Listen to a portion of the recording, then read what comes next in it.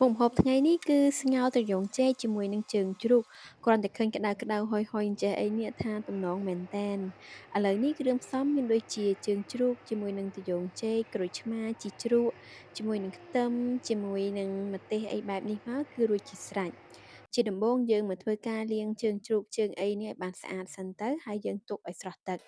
បន្ទាប់មកយើងមកធ្វើការហាន់ត្រយូងចេកយើងដាក់ទឹកហើយដាក់អំបិលបែបនេះដើម្បីឲ្យត្រយូងចេកហ្នឹងពេលដែលយើងហាន់ទៅកុំឲ្យវាខ្មៅ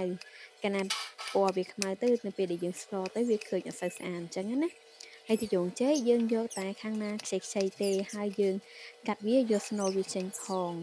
ព្រោះបើសិនជាទាំងស្នូលទាំងអីជួនកាលវាអាចល្វីងអញ្ចឹងយើងកាត់ស្នូលវាចេញទៅហើយចឹងជ្រូកនេះយើងមកហាន់ជាដុំសមល្មមដើម្បីស្ល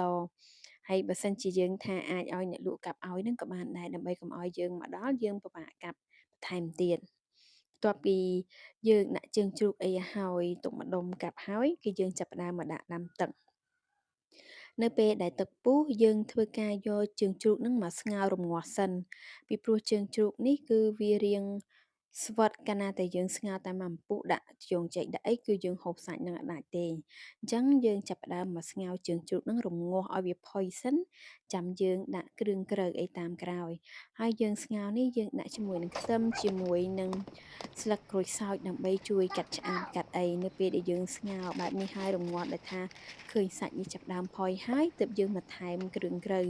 មានដូចជាអំបិលប៊ីចេងបន្ទាប់ពីនោះយើងបន្ថែមជាមួយនឹងស្ករសហើយយើងរំងាស់ឲ្យវាចូលជាតិបន្តិចទៅជាមួយនឹងគ្រឿងក្រៅជាមួយនឹងជើងជ្រូកចាំយើងចាប់ផ្ដើមដាក់ត្រយូងចេកចូលហើយត្រយូងចេកនេះគឺយើងហាន់យកតែខាងខ្ចីៗទេអញ្ចឹងយើងដាក់ស្ងោរតែមួយអំពុះពីរអំពុះគឺរួចជាស្រេច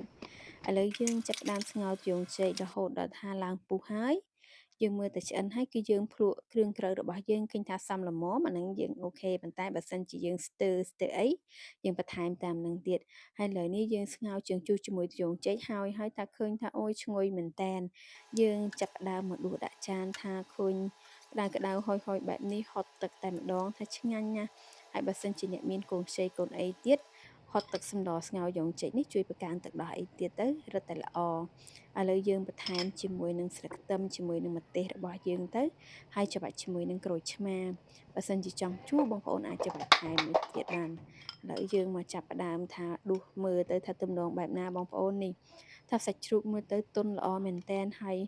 ស្ងោរវិញបានឆ្អិនដ៏ល្អត្រយូងចេកនេះក៏មើលទៅពណ៌នៅស្រស់ល្អដែរថាគ្រាន់តែឃើញហ្នឹងអូយគឺថាឈ្ងុយតែម្ដងហើយឆ្ងាញ់តែម្ដងបើយើងដាក់មួយបាយមួយចានពីរចានមកថាអូយល្អមែនតែនហើយឥឡូវនេះថាមើលរូបភាពចិត្តបែបនេះបងប្អូនអើយតំណងម្លេះទេជាមួយនឹងស្ងោរបែបនេះទៀតជួយបង្កើនផលិតទឹកដោះសម្រាប់អ្នកកូនខ្ចីអីទៀតថារឹតតែល្អឥឡូវនេះក៏សូមអរគុណពុកម៉ែបងប្អូនដែលបានទស្សនាវីដេអូនេះ